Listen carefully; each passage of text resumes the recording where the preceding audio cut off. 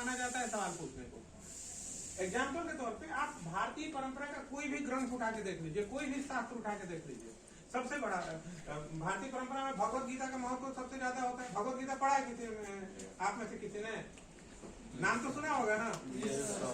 क्या है भगवत गीता? अर्जुन प्रश्न पूछते हैं और स्वयं भगवान उनके प्रश्नों का उत्तर देते हैं और ज्ञान का प्रवाह होता है। और एक प्रश्नोत्तर के माध्यम से इतना बड़ा ज्ञान का स्रोत एक किताब हम लोग को मिल गई है। कोई भी भारतीय परंपरा का किताब उठा के देखिए, वो प्रश्नोत्तर शैली में होता है। एक आदमी प्रश्न पूछता है, दूसरा उत्तर देता है। क्यों है ये प्रश्न पूछना इतना महत्वपूर्ण? ये प्रश्न पूछना इतना महत्वपूर्ण क्यों है? ये इसलिए है इतना महत्वपूर्ण प्रश्न पूछना, क्योंकि जो मनुष्य होता है, हम लोग इंसान हैं, हम जो मनुष्य हैं, जो होमो सेपियंस हैं, ये बाय नेचर जिज्ञासु होता है। जिज्ञासु मतलब क्यूरियोसिटी, ये हमें बाय नेचर इनग्रेन है हम लोगों में। क्यों? ये जो क्यूरियोसिटी है, ये जो जिज्ञासा है, इसी ने हम सबको बाकी प्राणियों से अलग किया है। बात समझ में आई? नहीं आई तो ऐसे समझिए, आज से 3-4 लाख साल पहले जाइए। आज से 3 से 4 लाख साल पहले जब मनुष्य भी एक बंदर की तरह जंगल में इधर उधर कूदता फांदता था, इधर एक बंदर है, इधर एक बिल्ली है, इधर एक शेर है, इधर एक बाघ है, इधर कुछ इंसानों का भी झुरमुट है, 10-12 लोग का ग्रुप है गाँव। वहां से यहाँ तक मनुष्य कैसे पहुंचा?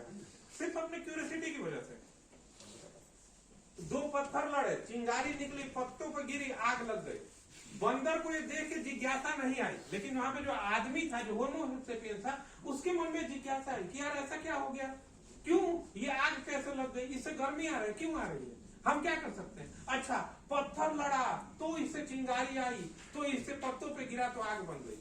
इसका मतलब कि अगर हम अपने से भी पत्थर लड़ाएं तो चिंगारी निकलेगी और आग बनेगी। ये मनुष्य के दिमाग में जो जिज्ञासा थी, उसने मनुष्य के हाथ में आग पैदा करने और आग को कंट्रोल करने का मसाल थमा दिया। और आपको पता है कि सिर्फ आग की खोज ने ही सभ्यता के विकास को कितनी ज्यादा गति दे दी।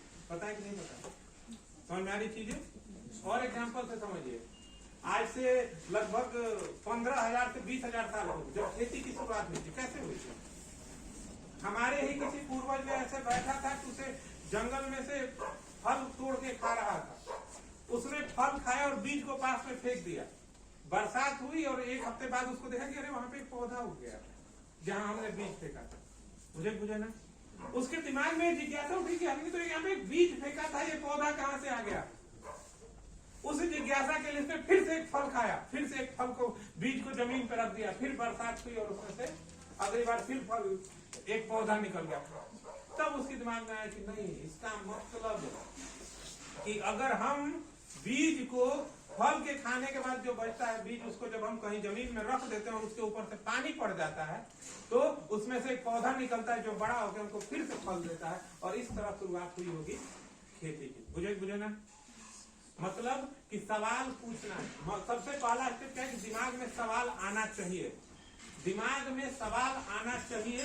और नंबर 2, फिर उस सवाल को या तो जो आपसे जो जानता है उससे पूछना चाहिए, और अगर नहीं कोई वैसा ना मिले जो जानता हो, तो अपने आप से भी उसका आंसर ढूंढने का कोशिश करना चाहिए। बुझे ना? जब हम, सबसे पहला स्टेप कि हम अपने दिमाग में सवाल को पैदा होना चाहिए। दिमाग, ये बाय नेचर सवाल पैदा होता है, बाय नेचर सवाल पैदा होता है। लेकिन ज्यादातर लोग क्या करते हैं कि उन सवालों को दबा देते हैं, और कुछ लोग उन सवालों का जवाब खोजने की कोशिश करते हैं, और इस प्रक्रिया में उसे कुछ नॉलेज मिलता है, उसे कुछ ज्ञान मिलते हैं, उसे कुछ उपयोगी चीज मिलती है, जिसको अपने लाइफ में यूज करके लाइफ को और बेहतर बनाना। बुझे ना? मतलब कि सबसे पहला स्टेप क्या है कि मन में सवाल उठे तो उसको पूछना चाहिए। सवाल उठना गलत बात नहीं है। अगर कोई टीचर आपको सवाल पूछने से मना करता है तो अच्छा टीचर नहीं है। आपको, आपके मन में सवाल उठने चाहिए, सबसे पहला स्टेप। और दूसरा, सवाल उठने चाहिए तो उन सवालों को जवाब ढूंढने की आपको कोशिश करनी चाहिए, या तो किसी से पूछ के या अपने आप से।